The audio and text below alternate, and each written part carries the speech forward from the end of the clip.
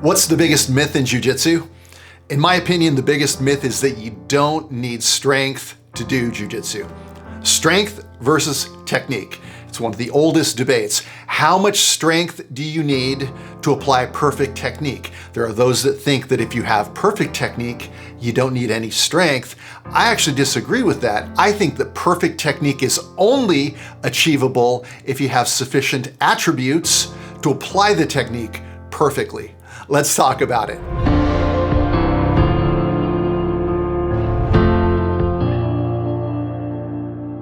Introducing the BJJ Old Guy Ultimate Bundle. 3 courses over 7 hours of material. To commemorate the 3-year anniversary of the Art of Skill channel on YouTube, I'm offering the bundle for 60% off. And if you use coupon code OLDGUY, you'll get an extra 10% off. That's crazy. Just visit rickellis.com and look for the BJJ Old Guy Ultimate Bundle. What inspired me to do this video today was something I heard a very well-known black belt say. He's kind of an old school guy from back in the day, and I won't mention his name because I'm not trying to get into an internet fight with anybody. But in his opinion, you shouldn't do any strength training whatsoever until at least purple belt. Why? So that you can focus all of your efforts on developing good technique and not using your strength to, muscle technique and try to get the submission just by muscling things. And it's decent advice as far as it goes, but I kind of disagree with it a little bit because, in my opinion, as I said in the opener, you can't express perfect technique unless you have sufficient physical attributes to be able to express that technique. Not everybody does. There are people that are very weak. There are people coming off the couch that have a very low level of body awareness, low level of understanding of how their body works. They don't have good balance. They're not athletic and so on. That's at one end of the spectrum. You have people that really need to be doing some strength work, some flexibility work, some yoga, some movement modalities and so on in order to get themselves to a baseline level where they're able to express good technique, right? You don't want to use the muscles inefficiently, but if you don't have sufficient strength, again, you're not going to be able to even apply the technique to its fullest. And that's the point I'm making here, that sometimes, we get into this, it's a philosophical idea in jiu-jitsu that strength is the enemy of technique. And you hear variations on this all the time, that perfect technique is technique with no strength. Well, that's not really true. Perfect technique requires sufficient strength, like I said in the opener. The flip side of that is the 200-pound rugby player that walks in the door for the first time for their first night of training, or the 200-pound power lifter. And you're looking at that guy thinking, man, he's going to be a nightmare. And yeah, he's a nightmare because he walks in and he has so much strength.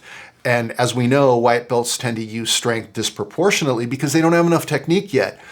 And so the rugby player becomes a real challenge. And in fact, it can be a blow to your ego. Maybe you've been training jiu-jitsu for 2 or 3 years. You're a solid blue belt. Things are starting to click for you. You feel like you're getting the hang of this jiu-jitsu thing. And in comes this power lifter, and you can't tap him.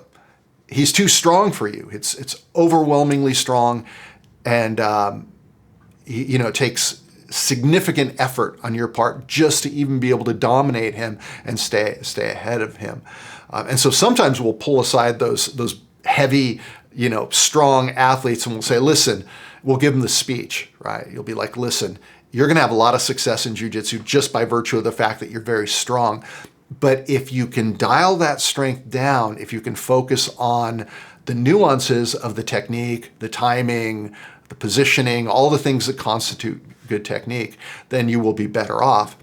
But the truth is, we never give that speech to the guy who, to the weak person, the guy that has maybe a 4 out of 10 on the strength scale, 10 being the strongest guy. Maybe he has 4 units of strength, this guy, but he's using every bit as much strength as the power lifter.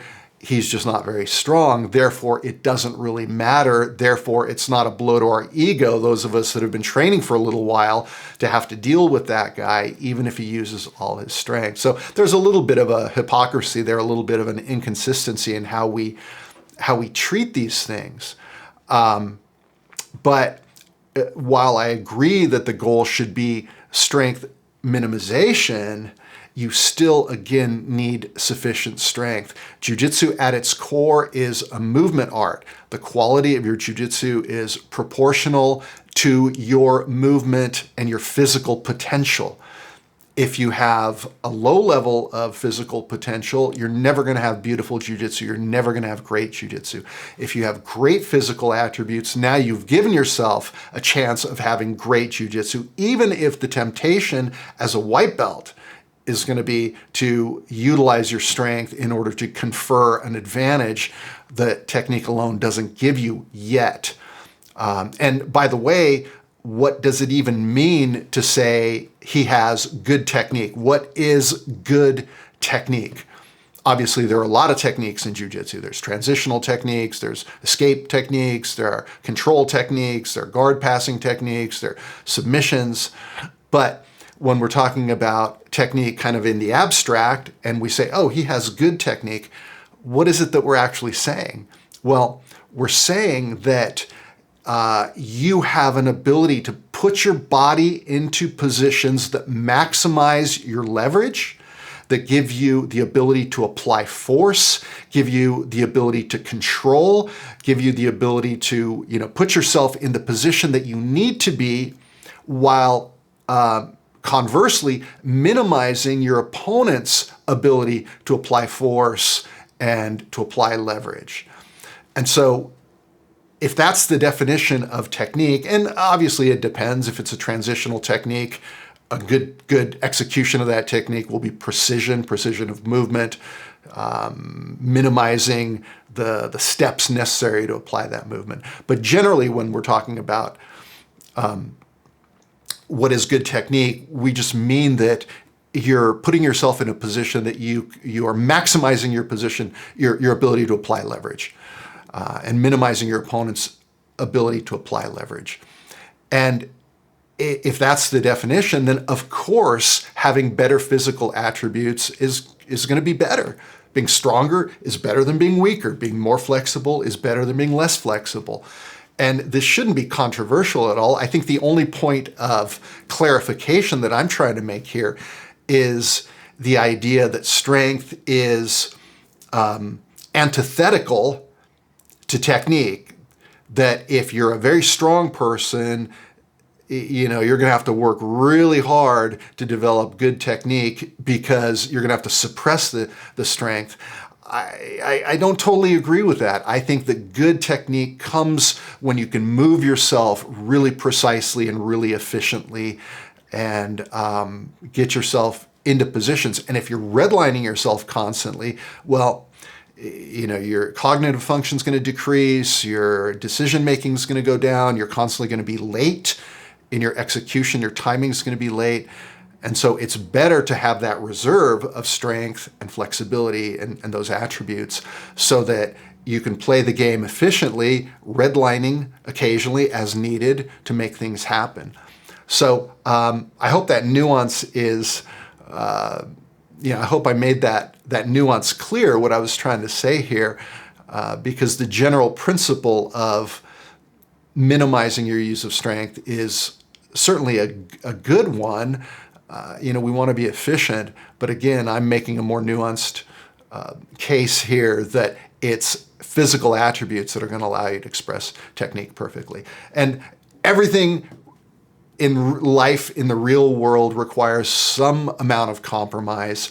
If your goal is to be the strongest guy in the world, the most flexible, the most nimble, the most mobile, and have the best jiu-jitsu technique, well, that's like a full-time job, and most of us can't put in that kind of volume of training. So you have to make some decisions. Okay, I'm going to lift. I can't lift that heavy. I'm going to do a little bit of flexibility. I'm going to hit jiu-jitsu a couple times, 3 times, 4 times a week because I want that technical infusion, and come up with a recipe that allows you to train jiu-jitsu sufficiently and give yourself a chance at having really good technique.